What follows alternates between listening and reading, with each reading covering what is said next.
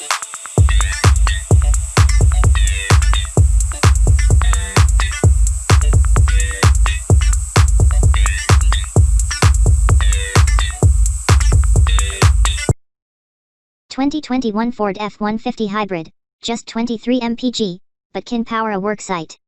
The Ford F-150 Hybrid has been a long time coming.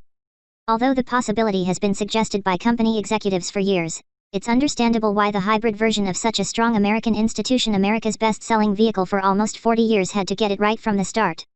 As revealed Thursday, Ford's idea of getting the 2021 F-150 Hybrid right doesn't mean aiming past 30 mpg.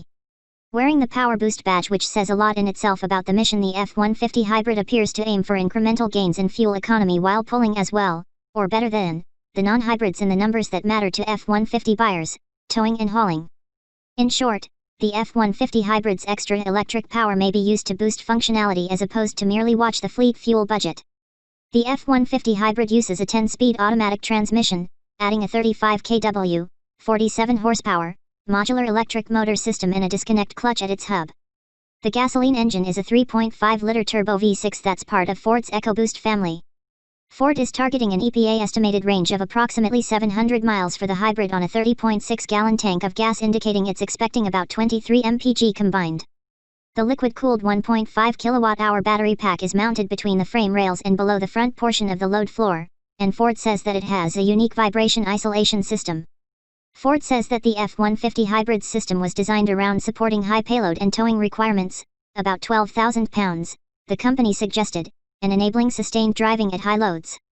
That's very different than the system in the Ford Escape Hybrid, which is tuned for its 41 mpg rating. The hybrid model is offered along with 4 different gasoline V6 and V8 engines, and a 3.0-liter turbo diesel V6. The F-150 Hybrid isn't a standalone trim level. It's part of a redesigned F-150 lineup that includes 6 trim levels, from XL to Limited, 3 cab styles, 3 box lengths, 6 engines.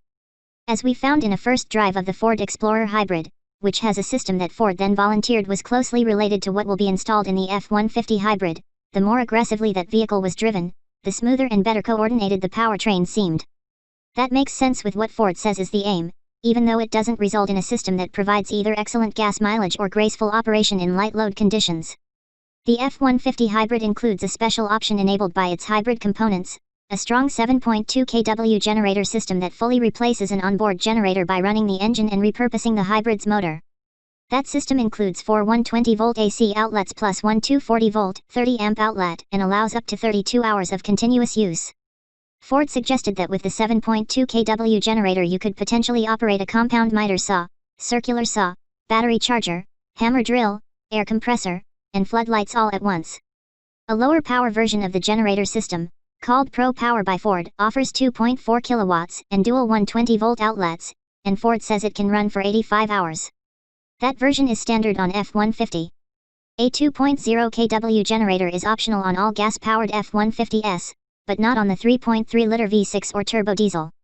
The V6 in the F-150 Hybrid has been adapted for the hybrid system and for mobile generator requirements, according to Ford, but the company hasn't said exactly how. The new F-150 is essentially the same size as the outgoing truck, but the sheet metal is new and Ford claims substantial changes to the frame. The wheels have been pulled outward 0.75 inches, the tire diameter is larger, and the stance has been made more powerful. As with the current version of the F-150, the body is made with aluminum alloy. Ford is playing to a particularly loyal and patriotic crowd with the Michigan-assembled truck, and it's embracing that in the details. The door panels has been given a Detroit map applique in XLT Sport trucks, and the trim along the dash vents have an American flag etched into them.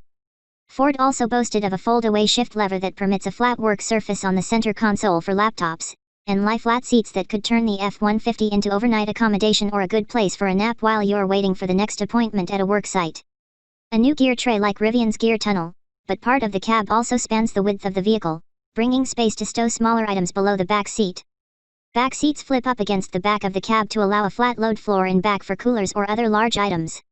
And the bed now comes ready with some of the basic tools for contractors, including a ruler and a spot to clamp work items.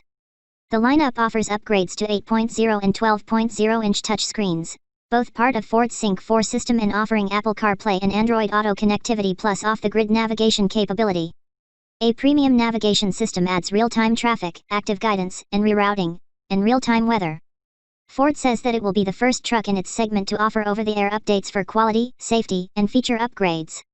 Through its Ford Pass app, drivers can control the generator operation, plus things like climate controls, remote start, and vehicle location. The F-150 will be the second Ford vehicle, after the Mach-E electric SUV, to offer active drive assist, a hands-free adaptive cruise control system and driver aid that will be offered on a network of mapped highways. Starting summer 2021, owners will be able to select the feature as an upgrade, for a fee. Including active drive assist, Ford says that it will offer 10 driver assist technologies on the F-150.